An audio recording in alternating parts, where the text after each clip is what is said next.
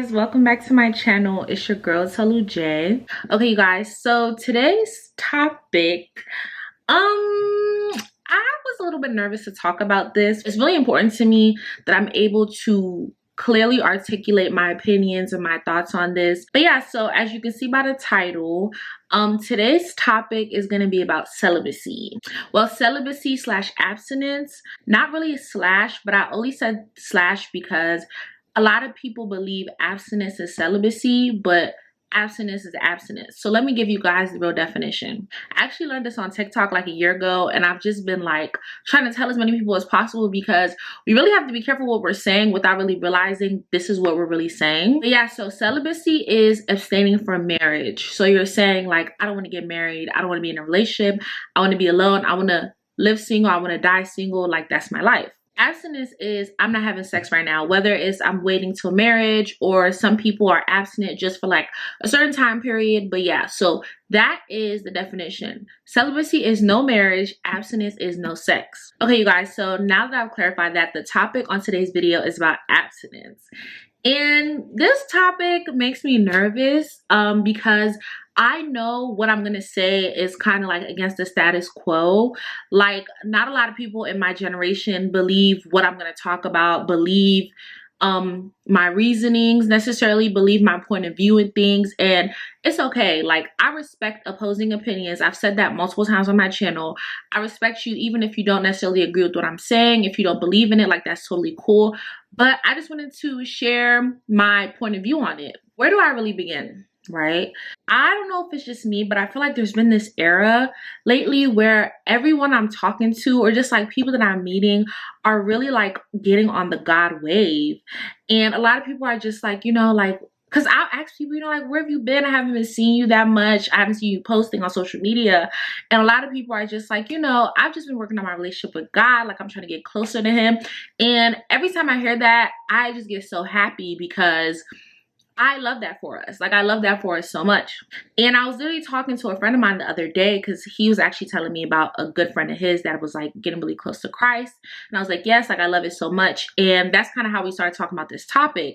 And I was like, one thing that I'm curious is that why is it that so many Christians and so many people that even though like you take your walk with God seriously, you know, you're renewed in your faith, like you're trying to get stronger to him, abstinence or sex is one of those things that's like no one really touches or no one really like talks about. Like, I feel like everybody, you know, when they're getting closer to their walk with Christ, it's so easy to give up so many other stuff like music, or being cautious about the TV shows that you're watching, being cautious about the type of clothes you wear, like everything else.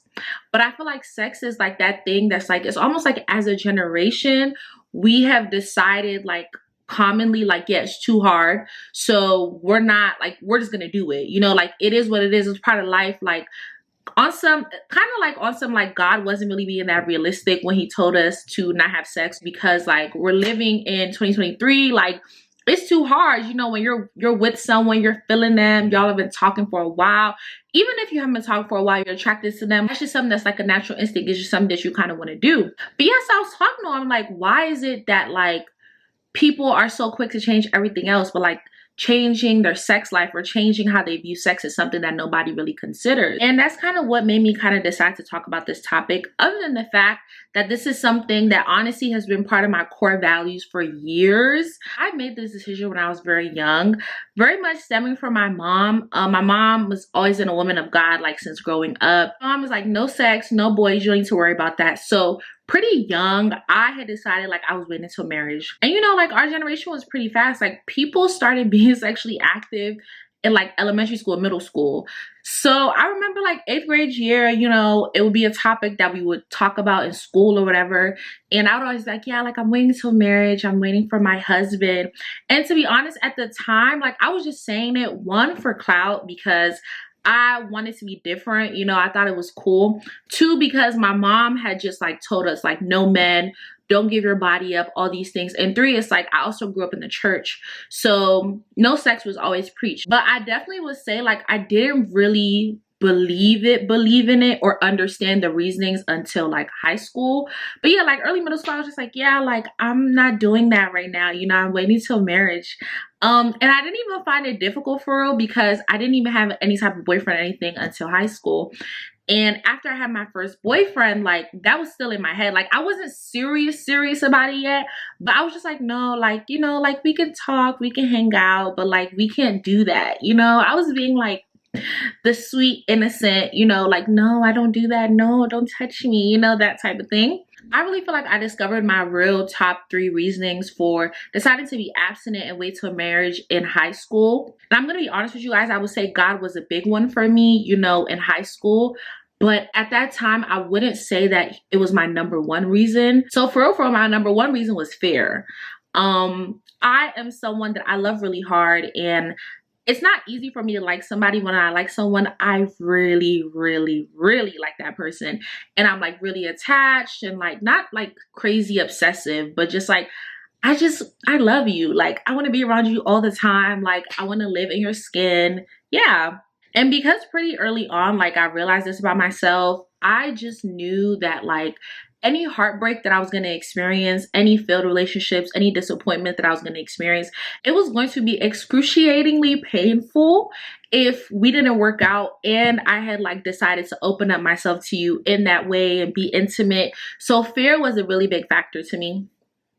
Number 2, I was also very insecure back then, but I was very much on the wave of like fake it till you make it. So I was just like, you know, like I'm worth a lot. Do you know what I mean? Like I knew I was a good person and I felt like I was unique and I brought things to the table, and I wasn't really confident in myself, but I was faking until I made it. And I was just like, you know what? Like no one deserves me, you know, like I have value. And I feel like with that value, like until you put a rock on my finger, left, right, whatever, until you put a rock on my finger, you do not deserve to be that intimate with me. And I just felt like you have to earn me, right? In order to earn me, that is you committing to me for life, before God, before family, before friends, that you want me to be your wife. So for me, it was just like, yeah, like valuing myself at that time, faking it, as I said, it was just like, no, like not yet. No. It was just like, no, like I can't, no.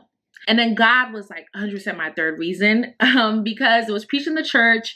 And I also started to learn more about soul ties and the implications of like connecting myself to people and being intimate with people before marriage. And like that was like a big no-no. And for sure, it's important to care about not hurting God and not sinning against him and following his commandments. But I think it's also not really a bad thing to have your own reasons as to why you're also choosing not to do certain things. And I feel like sex is one of those reasons that like, if God is the only reason you're deciding not to do it, because we are human, because we have flesh, like I'm not going to say it's not realistic, because it is realistic, but it's harder, you know, to do that. And I know for sure, like as I'm talking, a lot of you guys are like, Tolu, like shut up, you're being unrealistic. And to be honest, I really hate that word. I really hate when people say unrealistic in terms of waiting till marriage. And that is also like a personal thing, because I was dating this guy for some time, and I remember he was like really in love with me. It wasn't real, but he really liked me, and I had been told him, you know, like I'm not doing that. That's something I'm reserving for my husband. I'm waiting till marriage. And he was just like, you know, like I feel like you're everything I want. I feel like you're wifey material. Like you're literally the girl of my dreams. At the time we were pretty young. So he was like, yeah, like we wouldn't be getting married for the next 4, 5, 6 years. And he was like, so you believe that we're not going to do anything for the next 4, 5, 6 years? He was like, that's so unrealistic. And he kept saying that, like, that's so unrealistic. You're not being realistic, all this stuff. So yeah, that's why my dislike for unrealistic in this context comes from. But yeah, like guys, like it is hard, but it's not unrealistic. And I feel like the fact that as a generation and just like as young women, as young men, is sometimes not even something we even try to do, because we're just like, yeah, like it's not realistic. Like, you know, like we have urges, we have desires. Like that is something that I really just want us to think about, you know, and revisit. 100% abstaining from sex is definitely one of the hardest things that I have done to date. But I believe it's very rewarding. And I feel like it teaches me one of the most important things, which is self-control and self-discipline. I feel like a lot of us younger people, we highly lack self-control. We highly lack self-discipline. And us lacking that, it definitely shows later in our lives. I remember I was watching this one podcast, and I know my people, we hate podcasts right now because crazy people be on podcasts and they just say whatever. But anyways, I was watching this podcast, and this guy, he was saying some really good stuff. And he was like, the reason why cheating nowadays is such a normalized thing within men, within women, but more specifically, he was talking about the men, you know. I'm not picking on the men. I'm just saying the video, okay? But yeah, he was saying that the reason why cheating is more normalized or is so prominent is because for 20 something to 30 years, men are taught to have your fun. You know, if you like a girl, you could, you know, have sex with her. If you like this person, if they look good, have your fun, do whatever you want. And they're taught to do that for 28, 29, 30 years, 40 years, whatever age you are when you get married. And then suddenly you get married and you're supposed to just settle down and be with this one person and have sex with this one person for the rest of your life and think that you're not gonna struggle. You're not gonna lust after other women or other men. You're not gonna struggle with pornography. Like, it's quite literally not possible, because for 20 something, 30 something, 40 years, you have taught your body that, oh, when you crave somebody, you can have them. When you think she looks good, you can have sex with her. So now you're with a woman that you love, you care about, but it's like you're craving other things. But that's because that's what you've trained your body to do. That's what you've trained your mind to enjoy and do. And it's just like, it's not realistic. And with abstinence, you're forcing yourself to have self-control. You're forcing yourself to say, okay, I really like this guy.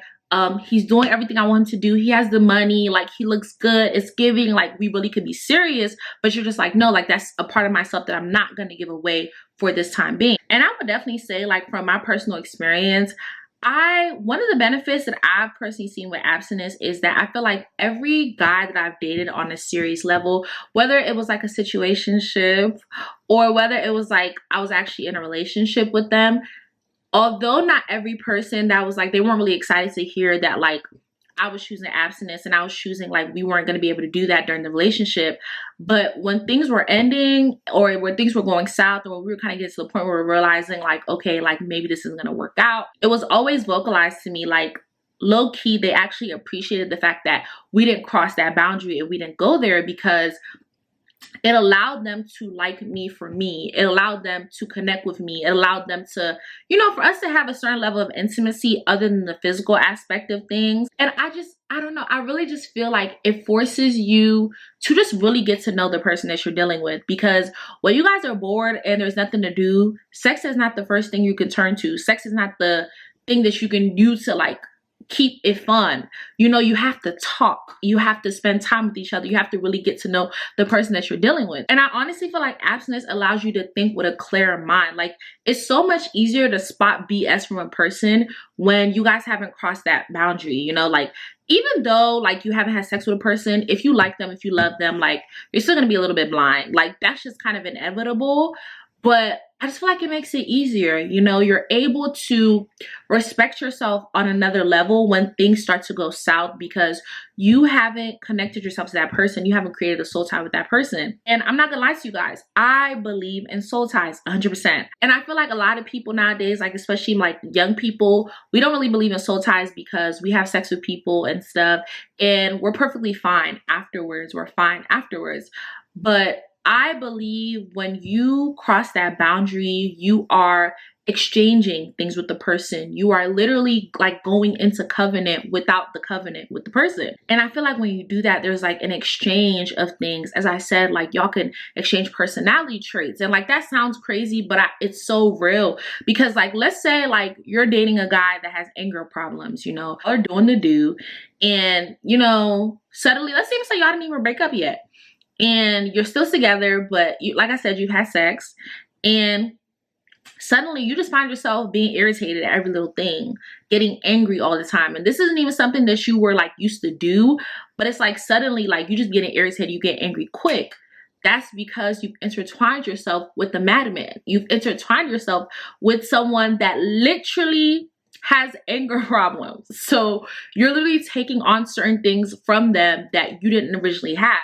And I feel like sometimes it's not even characteristic. Sometimes it's just like affecting your course of life. Like certain things that were never supposed to happen to you start happening to you, and that's because you have intertwined yourself with another person's story, with another person's destiny. And I don't know, it's just sometimes it's something that I personally don't like to mess with. I believe it's real, so that is a big reason for me too. I do want to say, I feel like a lot of things I'm saying, it might seem like it's targeted towards the women, but I also feel like it's so important for men to kind of adapt this mentality as well. I know that right now we're kind of living in a day and age where there's big double standard, and it's like women are supposed to have low body counts, and it doesn't really matter if the guy has a high body count. I would definitely say I personally do not believe in that. I feel like it is important for both the men and women. I feel like as men, you should still respect yourself and not just do that with any woman that looks good, has a big butt, has big boobs, you guys vibe. Like, it's not every time. I don't know, I just feel like you should be stingy, you know, like be stingy, you know, because like be exclusive. Like not everybody can have access to that. And you know what I mean? Y'all know what I mean when I say that. But yeah, not everybody can have access to that just because they want it. You know what I mean? Like there's just a certain, at least for me, I'm going to say there's a large level of attraction, you guys, that comes with a man that is exclusive, that comes with a man that is stingy, that comes with a man that just because you want him doesn't mean you can have access to him, doesn't mean you can have sex with him. Like it's really a flex. But yeah, so like a lot of things that I'm saying, I feel like it applies to both men and women.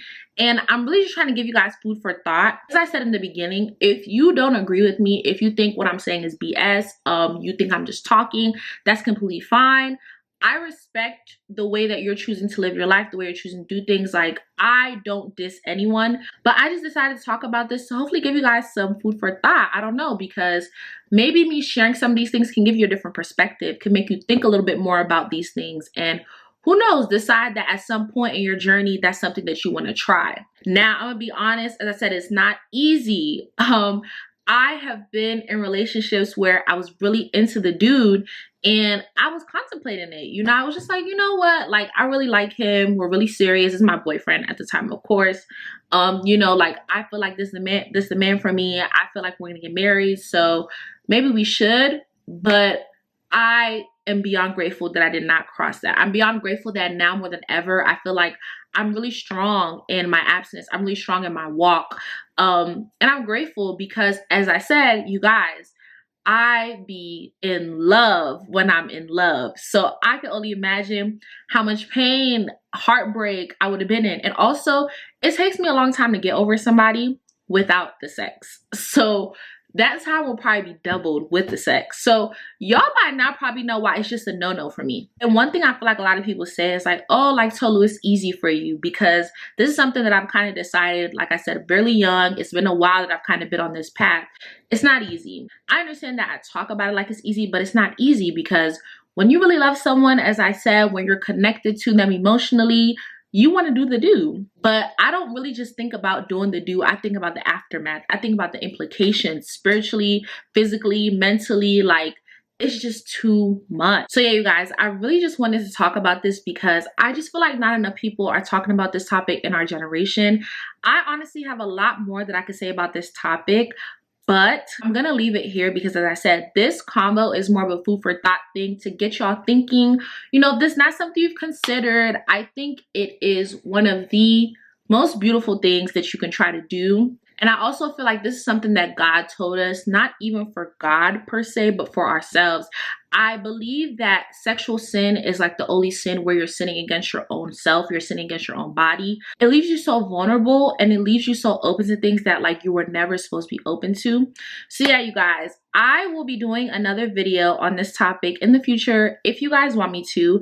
If there's anything that I didn't touch on that you guys want me to touch on, be sure to comment, ask me questions. Like, feel free to DM me if you guys want. I can tell you guys a little bit more about my journey and my ups and downs, because as I said, it's not easy.